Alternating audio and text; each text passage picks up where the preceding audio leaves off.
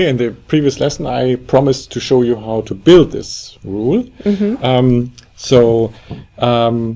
Let's start with the simple one. Yeah. So sales equals quantity times price. So what I need, I have prepared this for you. First, we take a look to the data we want to adjust. So this is the look on the little cube we have prepared. We have quantity and price available, and the sales is empty currently. And there we want to present the data calculated by rule. So we log on to our JADOX web.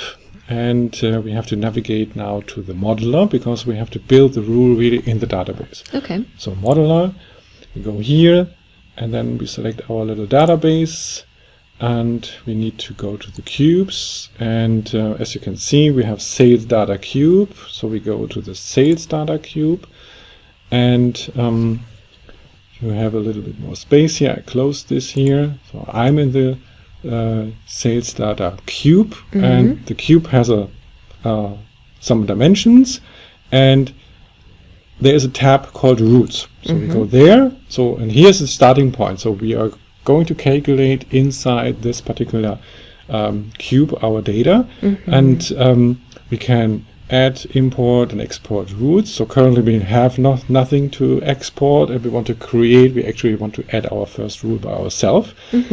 So we hit the add button, and we are jumping to the rule editor. So it's called currently new rule. Yeah. So the rules, they are getting numbers, so we cannot name them. And we have a section here on top. This is the rule syntax. And I'll show you also in a minute what you can do there. And we have a lower section here, and these are the building blocks of the rule. Okay. So you can go either and type the rule, or you can build it by this little rule builder here. And actually there's the location we are starting now. So we have a target equal source site. And the equal on top also, you can see. So on the left side, it's always target area, and on the right side is the source area. And if you would compare this kind of calculation with Excel, it would be different. Because in Excel, you have the cell that presents the data has also the calculation and is referencing to sources. Yeah. In this case, we have the reference to a source, including the calculation on the right side, and the target side is just the target. So we have a target to define, and we said we want to work with sales as the element that should present our calculation result. So we go here and pull down this list here, and I see my dimensions. Okay, yeah, because we're really in the cube when we're doing this, and so it lists the dimensions I can choose from. Okay. Correct, yeah. This is the reason why I showed you the dimensions before.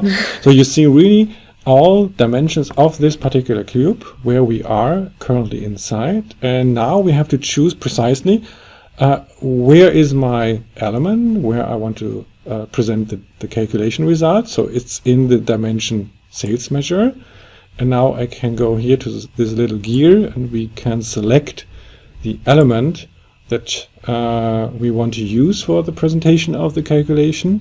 And we go here, it's inside our tree, it's the sales element, right? So we click OK, and yeah, and up top it adjusted everything. Okay, correct, yeah, exactly. So you saw it maybe before. It was really an online building, right? So you not exactly WYSIWYG. What you see is what you get. So, but in this direction. So whatever you click here will be displayed immediately in the upper section here.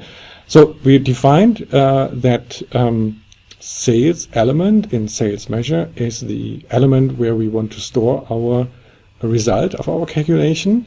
And now we go to our source side, and now we have to define quantity times price. So same procedure.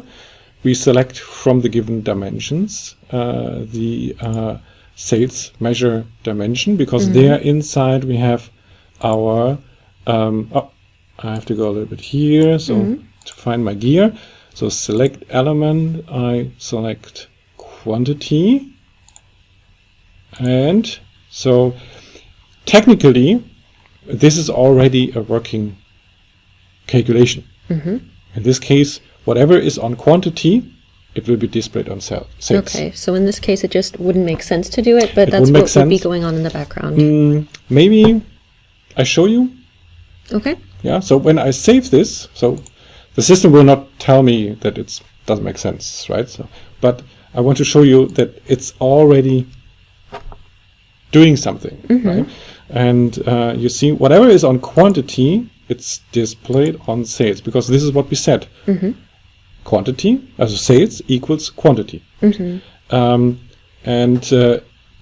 yeah, it doesn't make sense. So we want to have quantity times price. So we have to go back to our rule. And now we have to find this triple here, because we need an operator. The operator for multiplication. So we select this multiplication sign here, and you see immediately I get a new building block here, so where I can actually repeat the steps. I can select my dimension, I can select my element.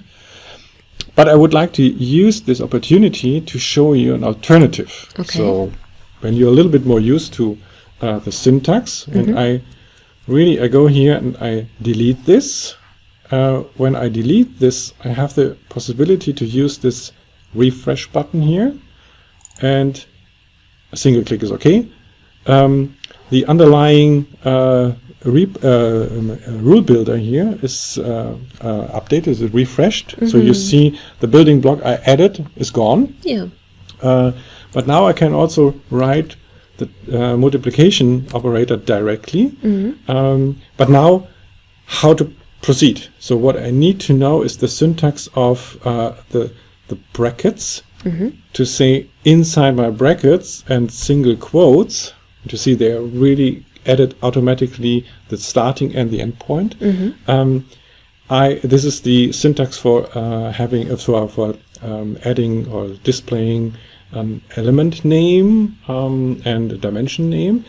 So, but what is the element name? Sure, you can type sales measure. But I would be worried about typos or something like that, and messing Correct, something exactly. up. And now you have to see my keyboard, right? Okay. So Control and space. So when you Okay, hit that's Control nice. space, you have kind of IntelliSense. So I'm going to select my sales measure dimension. I hit the Tab key. There we are. So sales measure is the dimension. So more or less the same procedure we did with the rule builder in the lower section. But now, again, with the Control space, I can choose from this selected dimension now the element I want to have there. You know, price is the one we are searching for. So I go with my arrow down key. I hit enter, and there we are. So this is a nice and speeding possibility to write rules also. Now, unfortunately, the builder here has no clue about the updated rule. But you remember we did the previous... If we refresh, then is it going to be reflected below? Yeah. There we are. Ah, okay. So it's back and forth. Yeah. So whatever you do in the lower section, the builder section here, will be reflected immediately in the syntax section, or vice versa. But then you have to hit the refresh. Yeah. So we have now something that is useful for us, right? So we have quantity times price equals sales, or sales equals quantity times price. So let's save this. Yeah. Let's see how that works out in our ad hoc report. Right. There we are. You see a calculation. Yeah. So 2 times 1,880 is 3,760. And when I change to 3, it's going to be adjusted immediately. Right? Okay, so this is the nice thing on. Yeah, that's nice and fast. What's bugging me is at the consolidated level, our mountain bikes. Don't think my price is supposed to be multiple. Let's Something's say a bit odd. okay. So you find the little thing here. Let's say technically it's correct. Okay, yeah, the system did what we told it to, I guess. Exactly. The So system. where was my error? Yeah. So the system is using 40 times quantity, 40 quantity times the price equals sales. So Yeah. there's no technical issue. The issue is that the system doesn't know that price is price. So from yeah, a technical so- point of view, the price is just an element. Yeah, and it's just adding up all of the elements Exactly. below it. So, okay. Yeah, so this is the reason why I mean technical. Yeah. But from a logical point of view, we know 64,000 doesn't make sense. So we need to adjust this. So what we have to tell the system now is we have this particular calculation, quantity times price, but we don't want to have this calculation running on a consolidated level. So the consolidated level should not be affected by this rule. The consolidated level should go across the consolidation as before, so rolling up the values. So what we have to do here, so we go here in our rule and we say that the area where we apply the rule to is base elements only. So when I switch here, you see there is a little B column in front. Yeah. And when I save this and I go here and do a refresh, you see now the sales Okay, yeah, make now sense. my sales makes more sense. Right. Price is still iffy, but This is something we can actually change, and I would not say fix. We are going to display or recalculate this in the next lesson. all right. Okay. Looking forward to Yeah. it.